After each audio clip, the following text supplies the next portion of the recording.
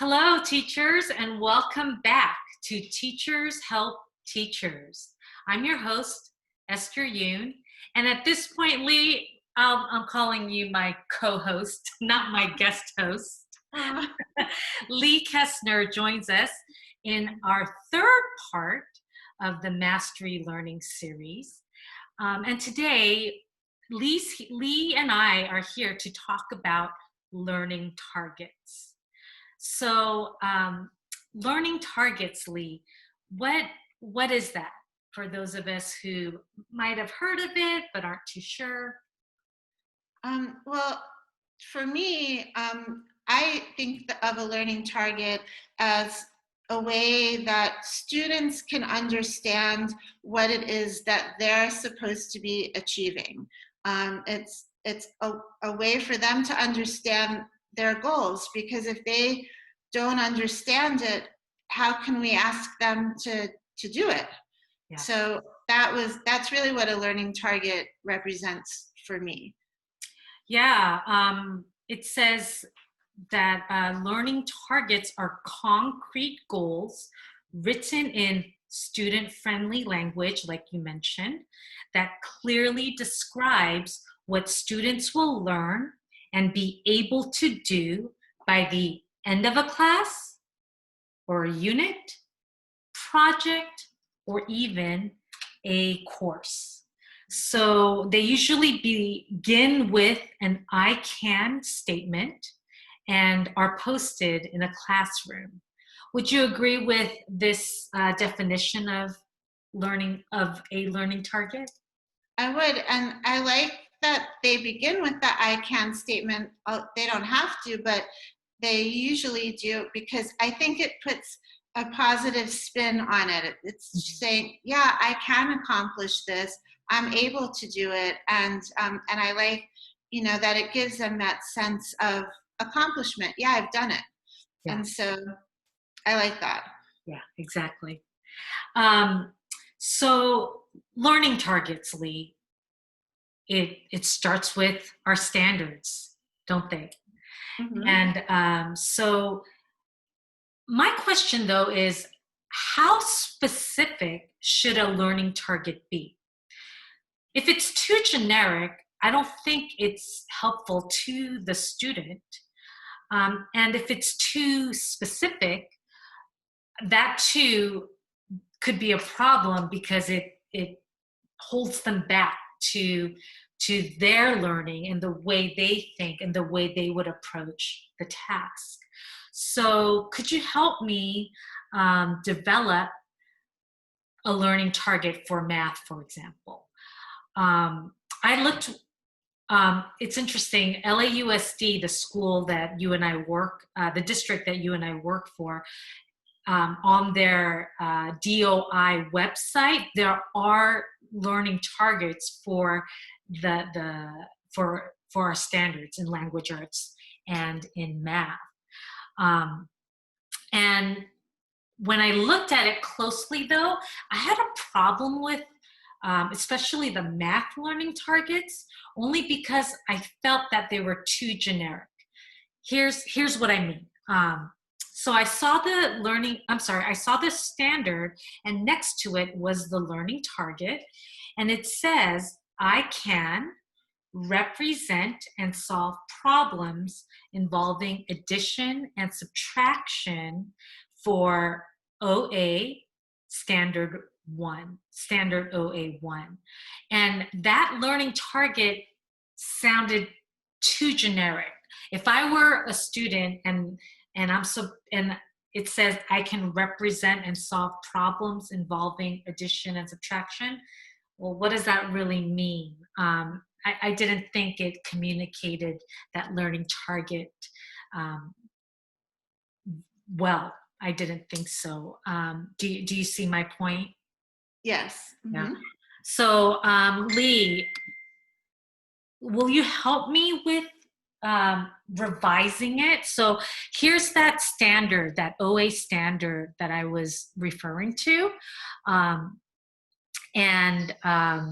And then this is the learning target that I developed. So audience, Lee, if you could take a moment to pause and read through the standard and then read through the learning target, then Lee will help us with this revision and give us her thoughts about this learning target. So Lee, you and I talked earlier. What do you think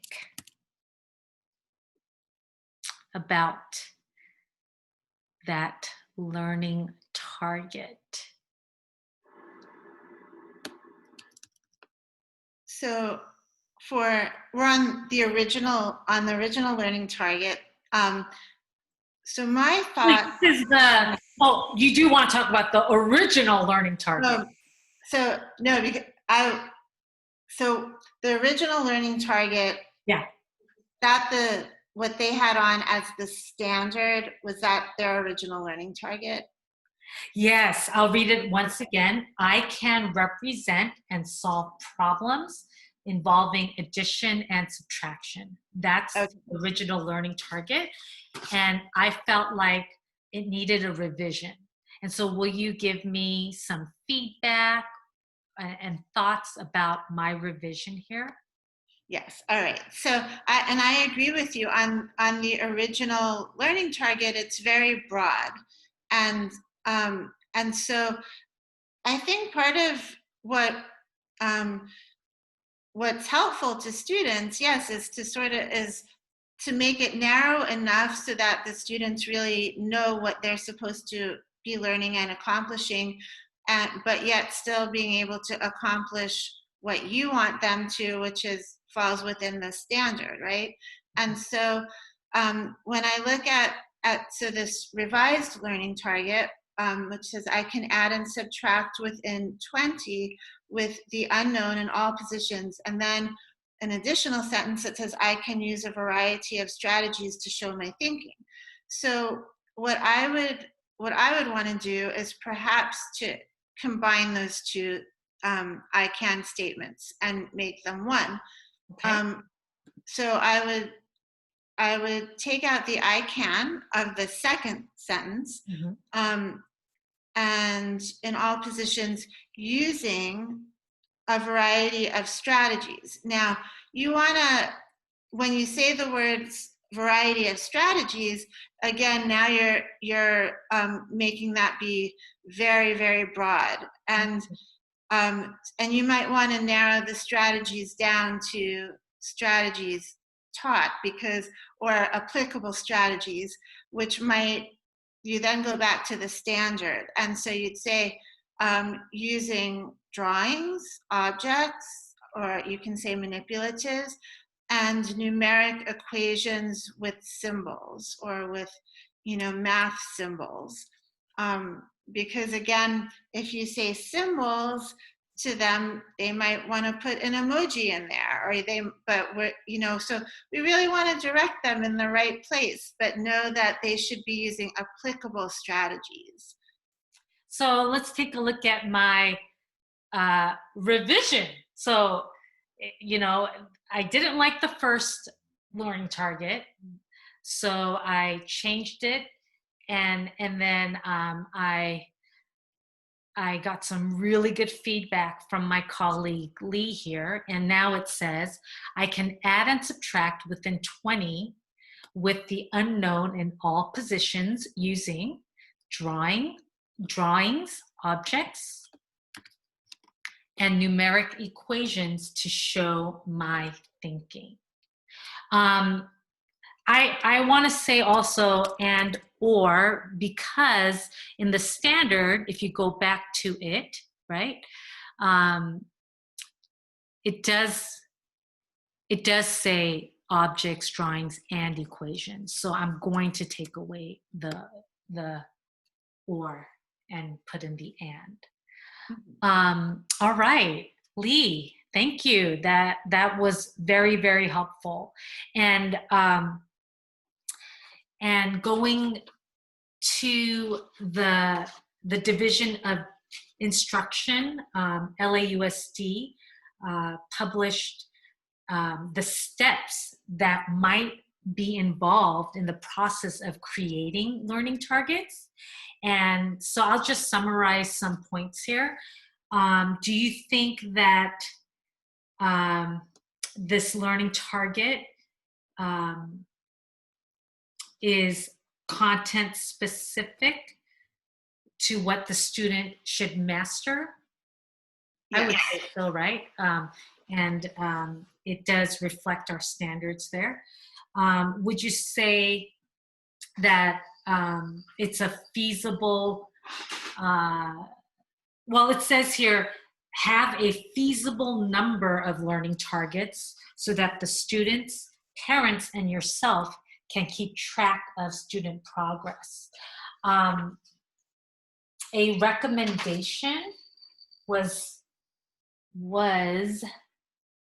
I can't remember what number. Oh, a dozen per subject, let's say, was a feasible number. But I would go back to, again, what you have said to me, what other trainers have said too, is go back to your standards. Start there to develop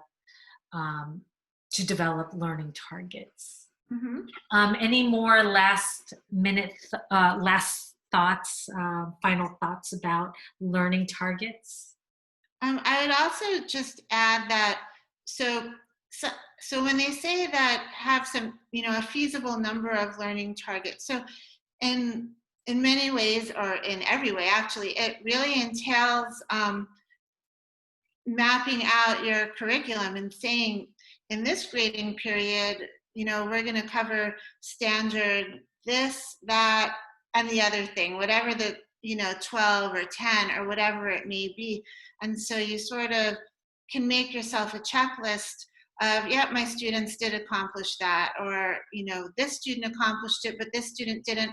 So you can always spiral back around. And there's no shame in that, because that's part of mastery learning and grading, that there's time is on your side in this way. And the other thing is, I really put this into play over the past year or two, when I saw, I had seen this teacher do this, and she was at like this master teacher. Before every lesson, the I can statements go up, and my students read it with me, and it's literally every day.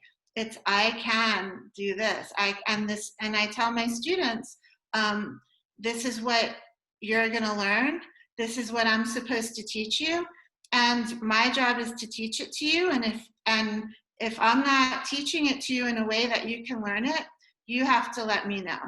And this happens before every lesson. So I think it's really important that they understand, that I have a job to do here too. And so that's their job, and my job is to help them attain that.